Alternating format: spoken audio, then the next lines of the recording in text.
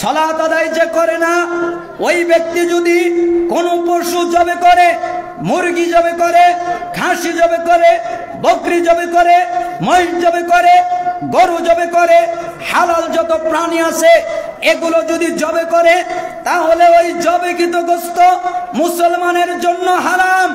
একবার কেন, 1 কোটি বার যদি বিসমিল্লাহ বলে আর যদি সালাত আদায় না করে, তার জবকৃত গোশত খাওয়া হারাম। ইমাম আহমদ বিন হাম্বল বলেছেন, একমাত্র বিদআতীরাই বলতে পারে এর গোশত খাওয়া যাবে।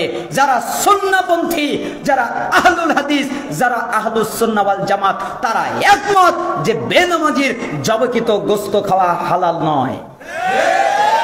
এমনকি সে যদি মারা যায়, তার যদি মৃত্যু হয়, তার জানাজা পড়া মুসলমানের জন্য হারাম। বেনামাজির জানাজা পড়তে পারবে না। বেনামাজির কোনো জানাজা নেই। কুত্তাকে যেরকম করে দাফন করতে হয়, কুত্তার মতো দাফন করতে হবে, কুত্তার মতো ফেলে দিতে হবে। কিসের তার জানাজা, কিসের তার দোয়া? তার জন্য কোনো দোয়া নেই, তার জন্য কোনো জানাজা নেই। তার জন্য জানাজা পড়লে নেকি হবে না। জানাজা পড়লে 1 কিরাত, মাটি দিলে 2 কিরাত। জানাজায় 1 কিরাত, মাটিতে 1 কিরাত, দুইটা মিলে 2 কিরাত। 1 কিরাত উহুদ পাহাড়ের সমান। তার মানে এত বড় নেকি। কিন্তু বেনামাজির জানাজা পড়লে নেকি নাই। তাহলে কি আছে? গুনাহ আছে। বেনামাজির জানাজায় কোনো নেকি নাই। আপনি বেনামাজিকে কবর দিচ্ছেন আর পড়ছেন বিসমিল্লাহি ওয়া আলা মিল্লাতি রাসূলিল্লাহ। কেন বললেন?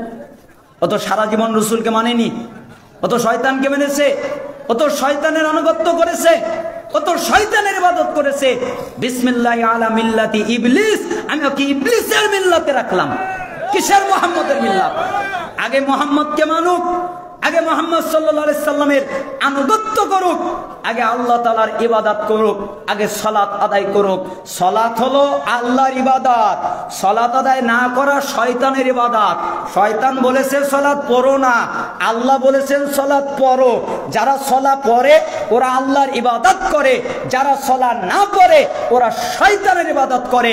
তার মানে যারা সালাত আদায় করে না এরা কত খারাপ। 1, এদের সাথে মেয়ে বিয়ে দেওয়া যাবে না। 2, এরা কোনো মেয়েকে বিয়ে দিতে পারবে না। 3, এদের বিয়ে বৈধ থাকবে না। 4, এরা কোনো পশু জবে করলে গোশত খাওয়া যাবে না। 5, এদের জানাজা পড়া যাবে না। 6, এদেরকে উত্তরাধিকারী সূত্রে কোনো সম্পত্তি দেওয়া যাবে না।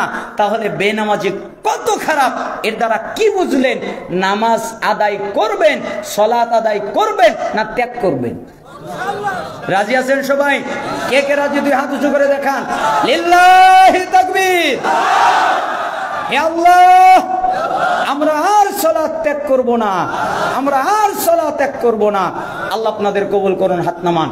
অন্তত আজকের দিনে এই একটা আমল করবেন যে আগামী ফজরের সালাত থেকে সালাত ত্যাগ করব না, নামাজ ত্যাগ করব না। ইনশাআল্লাহ এই এক আমলই আল্লাহ সুবহানাহু ওয়া তাআলা আপনার জন্য নাজাতের ওসিলা বানিয়ে দিতে পারে। তাহলে আমাদের সালাত আদায় করতে হবে, তাই না?